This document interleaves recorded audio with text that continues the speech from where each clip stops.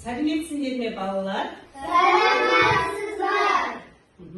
Ал енді балалар, бүгін біз әдебиетті оқу сабағына қош келдіңдер.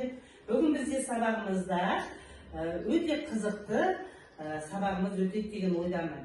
Ал енді балалар, біз емінші сабағымызды бастамас бұрын психологиялық ахуалға келіп алайық. Күннің нұрын алақанға саламыз, жүрегіме басып қалай қаламыз, жаны жылы нәзік әрі мейірлі, болып кетер ниеттерім жан-жағым.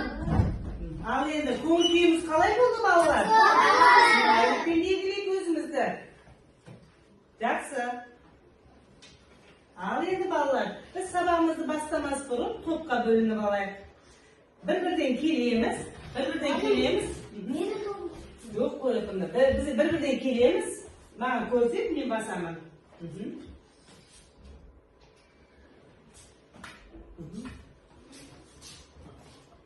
Бірінші топқа бардық. Келесі. Екінші топ.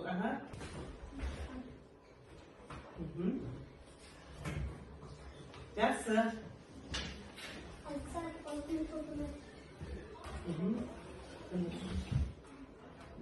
Жақсы.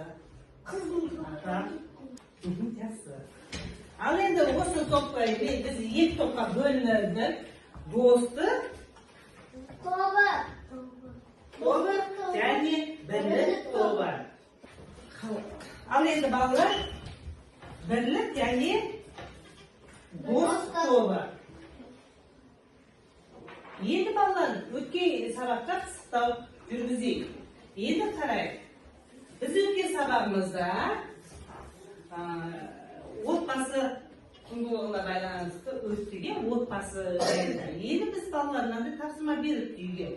Отбасының қысқа қалай дайындалатынын әңгімеле. Кім айтады екен? Айта ғой. Біздің арамыз тосап жасайды, салаттар жасайды. Салаттар жасайды. Компот басады. Біздің отбасымыз қысқа, әртүрлі көкөністерден, жеміс-жидектерді дайындайды. Ата-анамыз тосап, анамыз қысқа тосап, салат жасайды, картоп, сәбіз, пияз, соның барлығын қысқа жинап алады. Біз қысқа дайынбыз ба? Дайын екенбіз балалар. Өте жақсы. Алдыларындағы бағалаудан бір-бірін көтеріп қойды. Бір-бір балдар. Үй жұмысына дайын екенбіз. Енді балалар қарайық.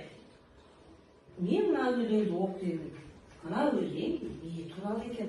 Мұқият тыңдайықшы. Ортақ мекен жер шары, төбемізде тұр аспан, барлық ұлттың баласы, достығымыз жарасқан.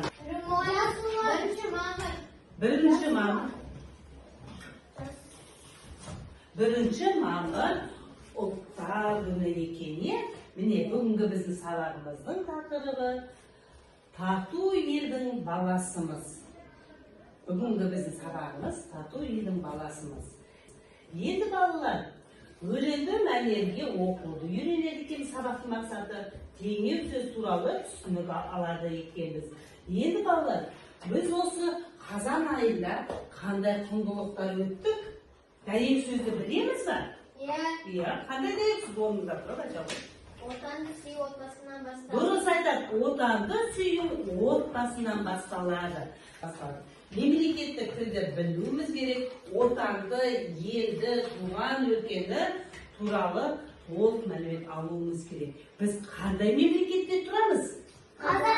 Қазақстанда тұрамыз, е? Біздің тіліміз қандай?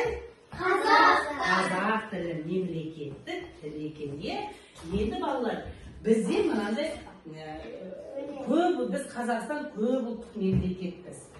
Бізде барлық ұлттар бар. Өзбек бар, қырғыз бар, тәжік бар, орыс бар, белорус бар. Біз көп ұлттық мемлекет екенбіз. Міне, біздің ұлттар, міне, қазақтар 63% тұрақтар, міне орыстар 24%, өзбектер 3%, украиндар 2%, ұйғырлар 1%, татарлар, басқа да ұлт өкілдері тұрады екен, көріне ме? Сондықтан өзіміздің Қазақстанның өзінде қаншама ұлт мекендейді екен. Сондықтан біздің мерекеміз, осы ұлттық мерекені қай кезде тойлаймыз балалар? Дұрыс айтады, 1 мамырда тойлайды екенбіз. 1 мамыр бізде көп ұлттық мемлекеттік ұлттық киімдер киіп, барлығымыз неге шығамыз? Алаңға шығамыз ғой, иә? Ұлттық тағамдар жасаймыз, әр ұлттың тағамдарын жасап біз шығады екенбіз. Білеміз ғой. Енді балалар, мына суретке мұқият қарайық. 1 тапсырма, мына суретте қай елдің картасы бейнеленген? Айсұлтан айта қойшы. Қазақстан елінің картасы екен. Кітабымызды ашайықшы, 48-ші бетті. Енді қарайық, қандай ұлттар?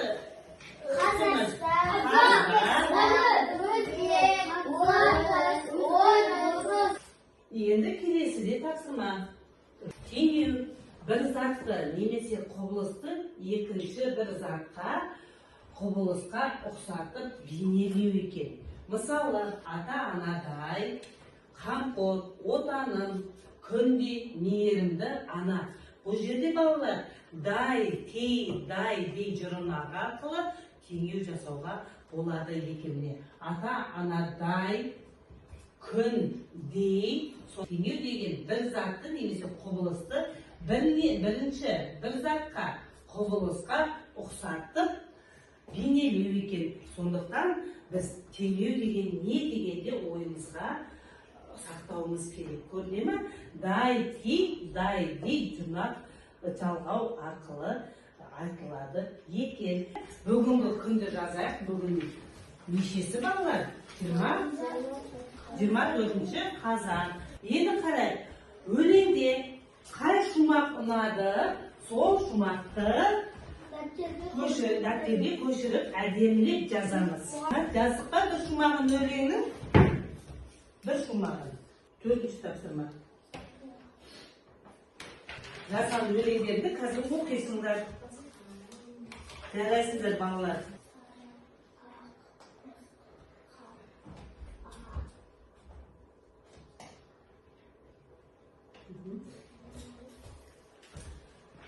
Қай шумақты? Бір шумақты жазасын де. Шумақ дегенімде бір жол деп тұрмыз. Бір шумақ. Сары ақбыз қарамыз, бәріміз де баламыз. Bir қалада тұрамыз, bir мектепке барамыз. Қайсы?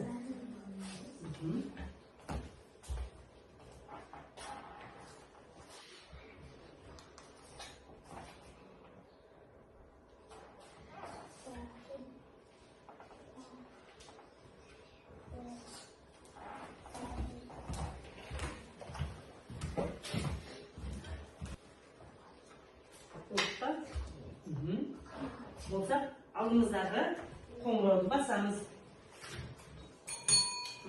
Жарайсыңдар. Достық тобы 4-еу дедікті. Бірлік тобы. Ал Айсана оқуға қай сөз ұнады саған? Ақ қара деп бөлмейміз, бір туған төзейміз, туысқан босатуымыз, биіктерге өрмейміз. Жарайсың. Аңсар саған қай шумақ ұнады? Сары ақбыз Дәптеріңізге. Сары ақбыз қарамыз, бәріміз де баламыз, бір қалада тұрамыз, бір мектепке барамыз. Сол жауап беруге. Ал Альдина орныңызда.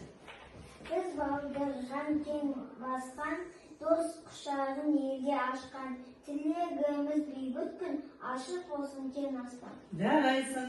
Ардабек айта ғой. Сары ақбыз қарамыз, бәріміз де баламыз, бір қалада тұрамыз, бір мектепке барамыз. Жақсы, жарайсыңдар балалар. Өте тамаша. Барлықтарыңа Ұнаған екен. Ұнады ма осы өлең шумақтары өздеріңе? Иә. Енді сендерге мен мынандай тапсырма берейін деп тұрмын. Топтық жұмыс жетекшілер келеміз.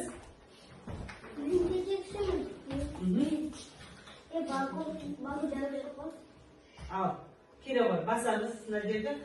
Мен сіздерге мына тудан тапсырма алып келдім. Осы туды басқанда қазір тапсырма шығады.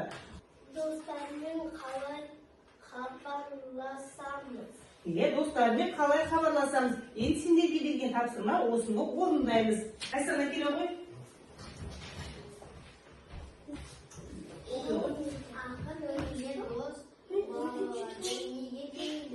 Ақын өлеңде дос балаларды неге теңейді екен? Соны жазамыз. Міне, алттарында мынандай қағаз тұр, фломастер тұр. Осыған жазамыз. Содан кейін кім бірінші білседі, нақмолды басамыз. Міне, мынаған жазамыз. Ал сендердікі алттарында міне. Осыған жазамыз. Алттарында сендерде тұр міне. Достарымен қалай хабарласады бізді?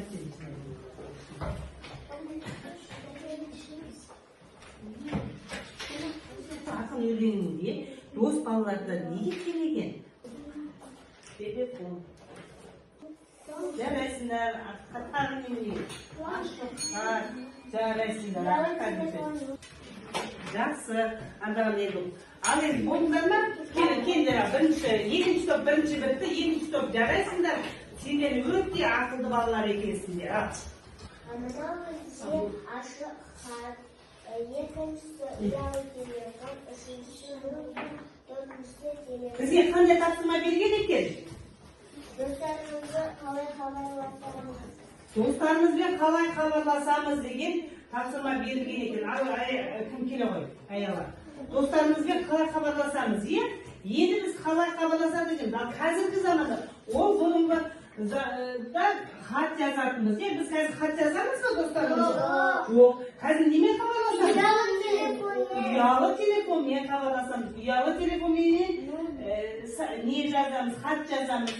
Ал бұның хат жазып, бір-бірін құттықтап, амандықтарын білетін. Одан кейін қазір сымсыз телефондар бар, сонымен хабарласады деген. Келсесіздер ме балалар? Дос балаларды неге теңейді? Ақын өлеңінде дос балаларды, жанда дос балаларды неге теңеген екен? Айта ғой, аңсақ. Virtual. Айта ғой. Бір жыл туған төлдейміз.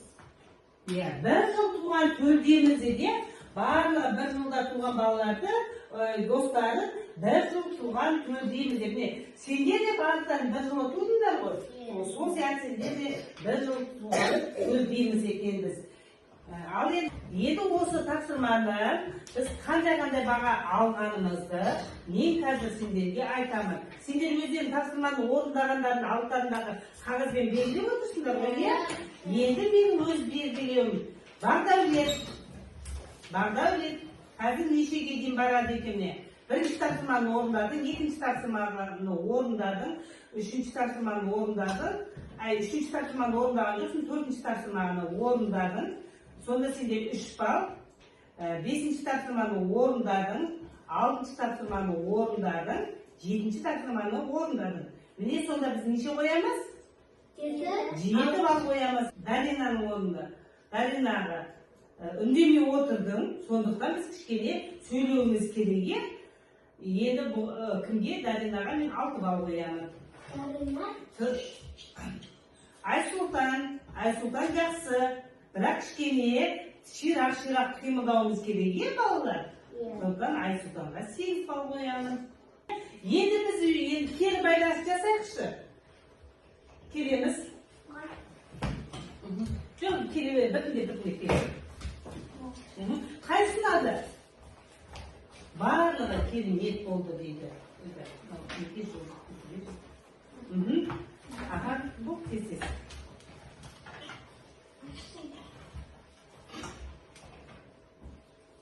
Барлығы керемет болды, жақсы.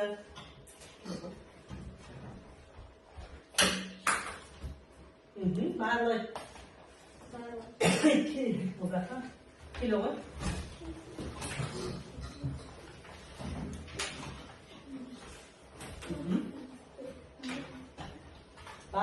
керемет болды айтамыз, иә?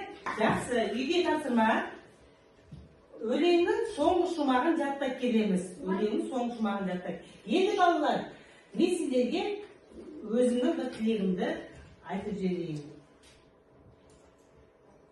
Оқушылар, мен бүгінгі ашық сабағымыз өз мәресіне жетті.